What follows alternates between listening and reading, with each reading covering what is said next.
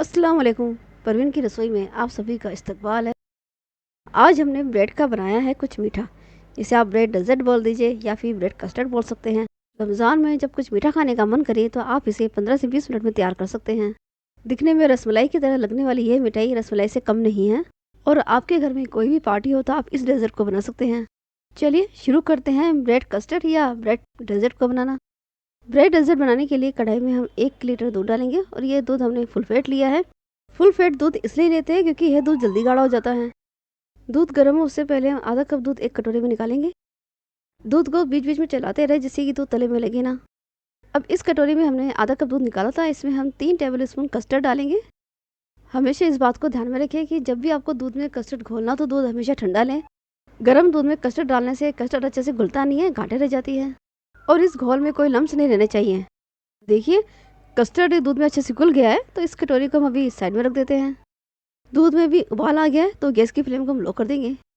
अब इस दूध में हम डालेंगे कस्टर्ड का घोल। कस्टर्ड को पहले अच्छे से घोल लेते क्योंकि ये नीचे जम जाता है। एक हाथ से कस्टर्ड को डालेंगे, दूसरे हाथ से चम्मच से दूध को चलाते रहेंगे क्योंकि कस्टर्ड नीचे तले में बैठ जाता है, तो चलाते रहने से इसकी गांठें नहीं बनेगी। और ये सारा कस्टर्ड हम इस दूध में डाल देंगे। फ्लेम को अभी हमने लो कर रखा है और इसको हम चलाते रहेंगे। 10 से 12 काजू और 10 से 12 पिस्ता को हमने बारीक बारीक काट लिया था, तो वो हम इस दूध में डाल देंगे। आधा कप चीनी ली है और चीनी भी हम साथ में डाल देंगे।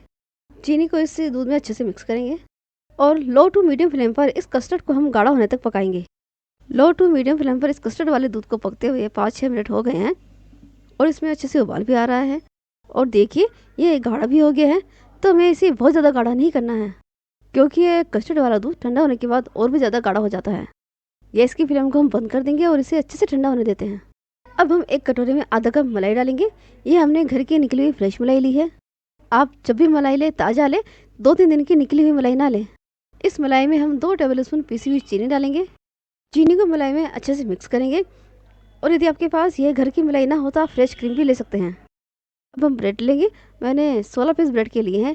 आप अपने मुताबिक ब्रेड को कम या ज़्यादा कर सकते हैं। अब हम एक ब्रेड लेंगे और कटोरी से इस ब्रेड को गोल साइज में काट लेंगे। आप कटोरी की जगह गिलास भी ले सकते हैं और इस तरह से हमें सारी ब्रेड की गोल पीस निकाल लेने हैं। और आप चाहे तो इन ब्रेड को गोल काटने की बजाय ट्रायंगल में भी काट सकते हैं। और देखिए जितनी ब्रेड ली थी उनके हमने गोल पीस कर लिए हैं। अब हम एक ब्रेड का पीस लेंगे और इस पीस पर हम अच्छे से मलाई को लगाएंगे। आप चाहे तो इस मलाई में ड्राई फ्रूट्स भी डाल सकते हैं। मलाई को अच्छे से स्प्रेड करने के बाद दूसरी ब्रेड के पीस को हम इस मलाई वाली ब्रेड पर रख देंगे और इसी तरह से हमें सारी ब्रेड के पीस तैयार कर लेने हैं। वैसे तो ये डेजर्ट बनाना बहुत ही आसान है। इसमें हमें ब्रेड को तो पकाना है नहीं, सिर्फ कस्टर्ड वाले दूध को पकाना होता है। तो इस रेसिपी को तो बनाते वक्त फेल होने की कोई चांस ही नहीं है। और देखिए सारे ब्रेड के पीस हमने तैयार कर लिए हैं और ये दूध भी हमारा ठंडा हो गया है, तो हम इसे किसी बाउल में निकाल लेंगे। अब एक दूसरे बाउल में हमने 1 कप दूध लिया है। ये नॉर्मल टेम्परेचर पर दूध है और ये पका हुआ दूध है। दूध में हमने 1 टेबल स्पून चीनी डाली है। हम मलाई लगी हुई ब्रेड को लेंगे, इसे इस दूध में डालेंगे और कांटे की मदद से दूध में डुबोकर इसे हम फटाफट ही निकाल लेंगे और एक प्लेट में रखते जाएंगे। इस बात को ध्यान में रखें, जब भी ब्रेड को दूध में डालें तो ब्रेड को दूध में ज़्यादा देर ना रखें, नहीं तो ब्रेड गीली हो जाएगी। इस कस्टर्ड को मैंने फ्रिज में रख दिया था तो ये ठंडा हो गया है और देखिए ठंडा होने के बाद थोड़ा गाढ़ा भी हो गया है। इस प्लेट में 4 पीस आए तो मैंने 4 पीस रखे हैं, बाकी के पीस मैंने दूसरी प्लेट में रखे हैं।